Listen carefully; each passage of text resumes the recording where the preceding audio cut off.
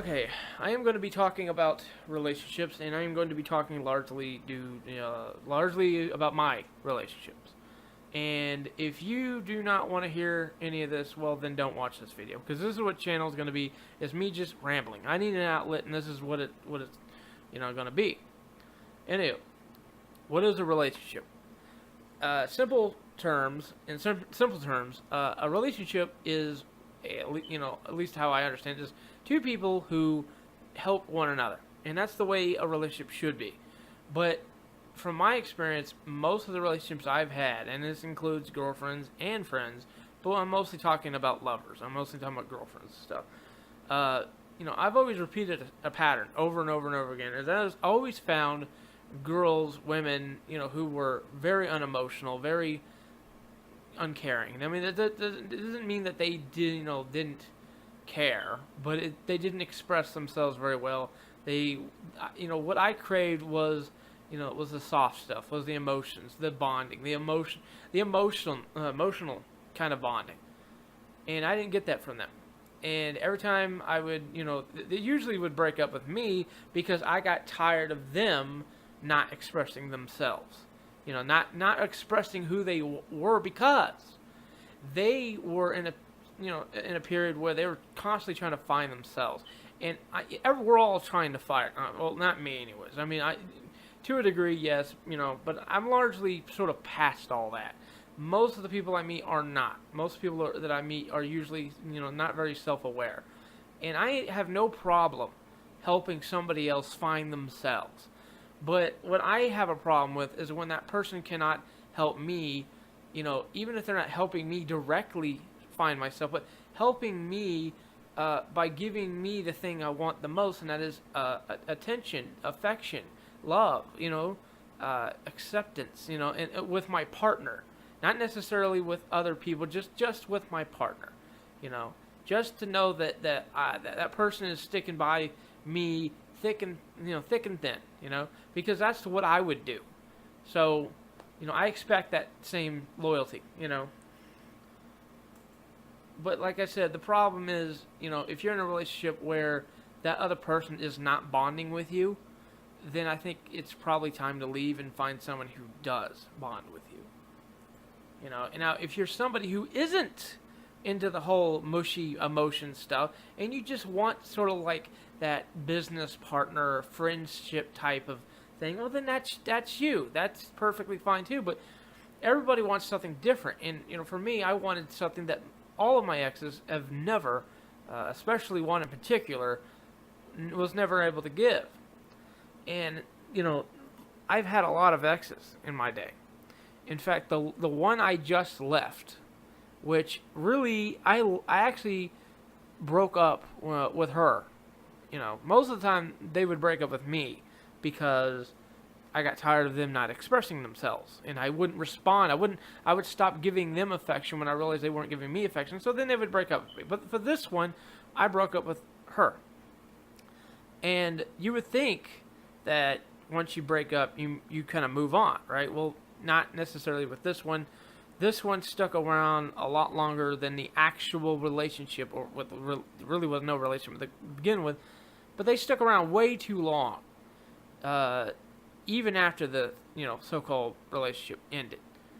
And all I can say is, without going into so much detail, was the one thing I took from that relationship is the longer you stay in a relationship that is not fulfilling, does not bring you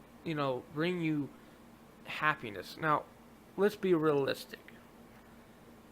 We're going to have to ask, what is happiness in a relationship? Because can you be happy with someone when things around you, things that are out of your control, like money, like accidents might occur, things that just happen, everyday things, and sometimes even freak accidents will happen in life. But can you be happy with that person? Because people often,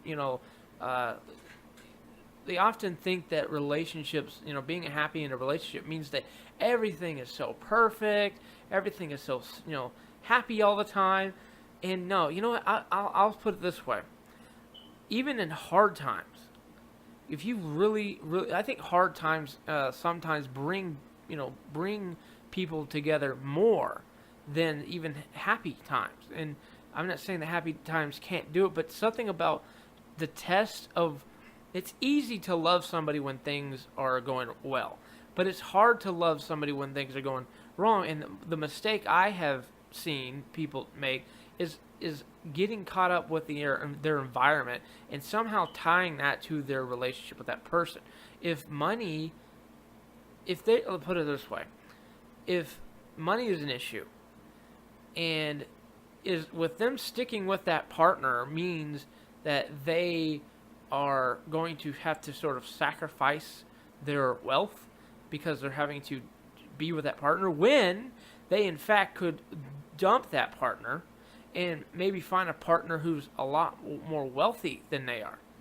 Now, you would say, well, was that person really there for that person? Because if that was the case, that person should have stayed, because money, money should not really get in the way of a relationship. I know it can, but it shouldn't, in my opinion, break up a relationship. It shouldn't change how you feel about that person simply because, money, things happen. You shouldn't let outside things, destroy that bond, but people do. And, you shouldn't assume that by getting with someone who is more wealthier than the person you're with, is a good thing, because that person who's wealthy, yeah, sure, they have a lot of money, but are you going to be happy with them? I mean, are you really in a relationship to be happy, or are you in a relationship to be safe? And that's the thing. Speaking of which, that last relationship I was talking about is one of the things I had to ask myself.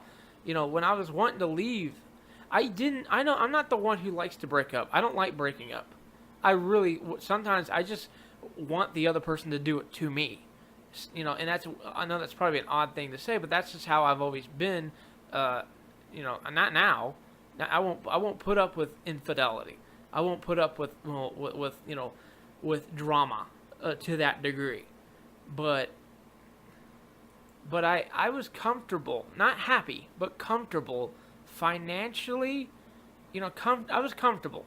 Not so much in the love area, but definitely I was comfortable in my lifestyle with who that that person I'm talking about, the last relationship. I was comfortable with being with them financially, and it was safer. It felt safer. It felt like if I broke up with that person, then I'm gonna have to take all the responsibility back onto myself, because when you're in a partnership, half that responsibility goes on that one partner, and half of it stays on you, and it feels a lot lighter, that you don't have to be the only one to solve problems when they come.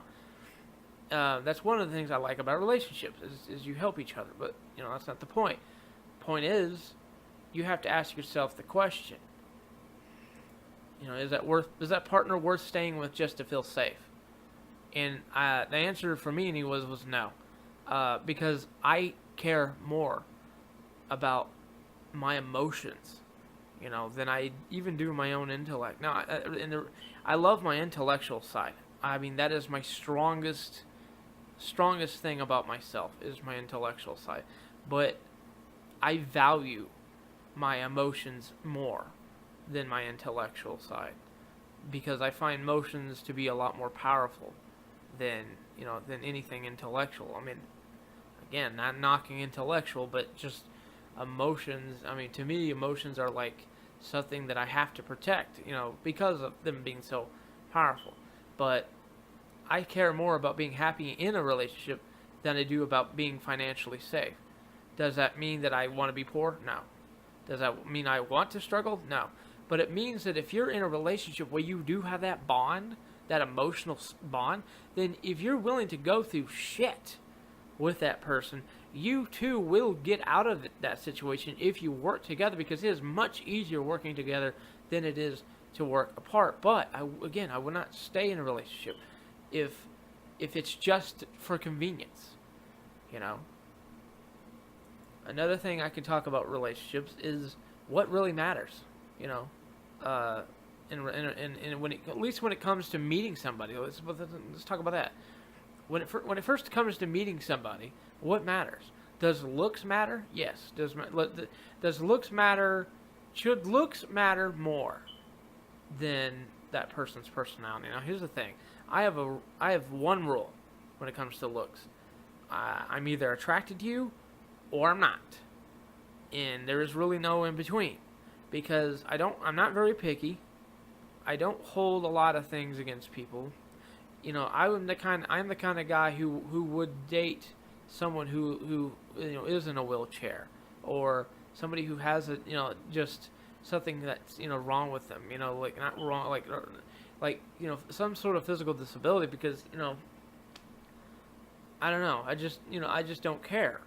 Does that mean I actively go looking for people who have these? No, but it means that I'm a Pisces, so I just care more about emotions than I do anything else. But the one rule is, no matter what the case is, no matter what you have or don't have, I must be attracted to you. Plain and simple. It's either yes or no. And if it's a yes, you're in. So. Well, another thing that matters. Does it matter what the person's job is? If they have a really, really expensive job, like the point is the money thing again. If they have a lot of money, does that make a difference? Again, a lot of people will probably say yes. The person who has a lot of money, that person is probably going to get more attention from people. But if I was rich, I really wouldn't want people wanting me, because I'm rich. I actually would probably want to keep that kind of hidden, because I would want to see whether or not a person is actually going for me and not just the money, because people, get into relationships for different reasons. But for me, I have to be in a relationship with somebody who is in it for, for the emotions, for the affection, for the love, and then everything else is secondary, but not to say that, you do need finances. You do need money in this world. You don't really need money, but the way people think, what money is used for, yeah, that's why you need money. If you know what I'm talking about. I don't know. Anyways, I'd say you should find something stable. At a bare minimal, find someone who has some sort of income, and if it's stable enough for you to have the things you need.